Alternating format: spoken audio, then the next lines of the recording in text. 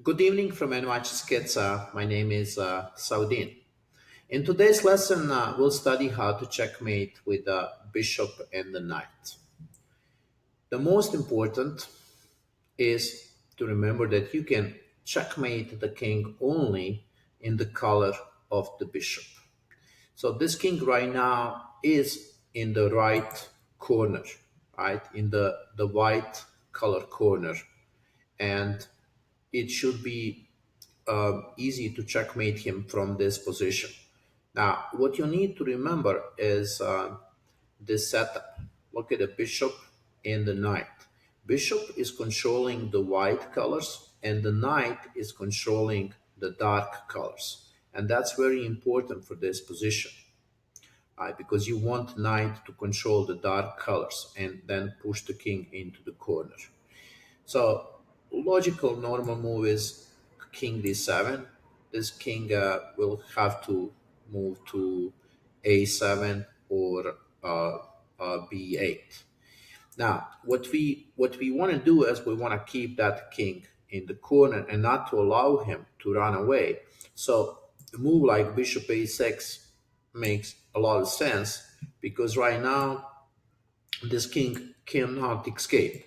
See, we play bishops to c8, and the king is completely trapped there in the corner.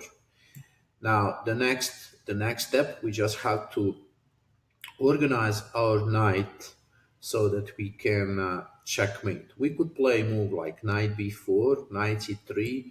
Both of them are fine, right? What's going to happen is we need to bring the king closer.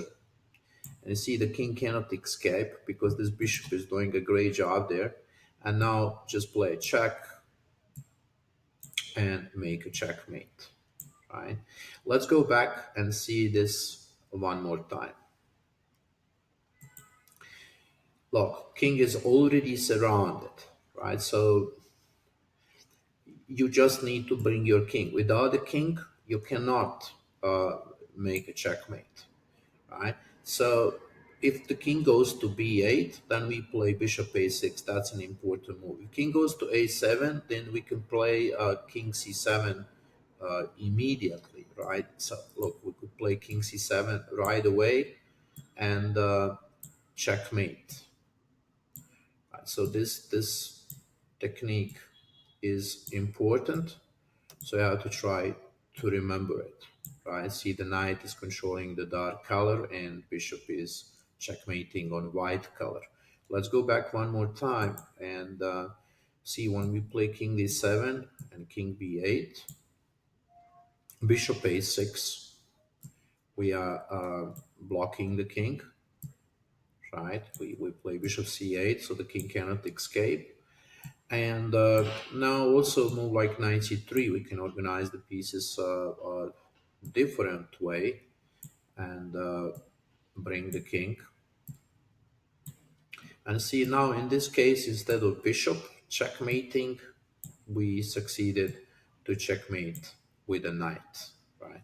Okay, anyway, this is the first position you need to remember. We are going to go through several different positions, but when the king is in the right corner, you can of course checkmate quickly, but you just have to remember this technique that knight controls a different color than your bishop, right? That way the black king cannot escape, right?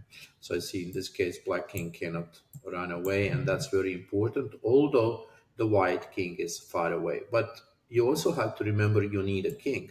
One important thing is you need a king on like in this case.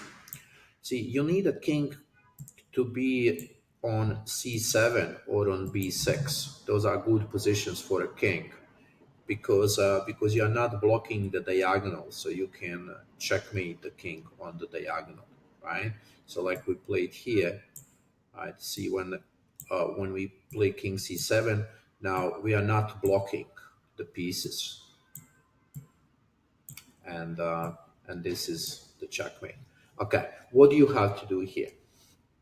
You can go to this position, right? And you can practice it. You can set up the same position when you go to board editor, right? Set up the same position that we did it, make it play against the computer, and just play this position. Play exactly the same position, because with this checkmate, you want to go step by step, right? Because you will see later on when we study other positions, it is going to become much harder.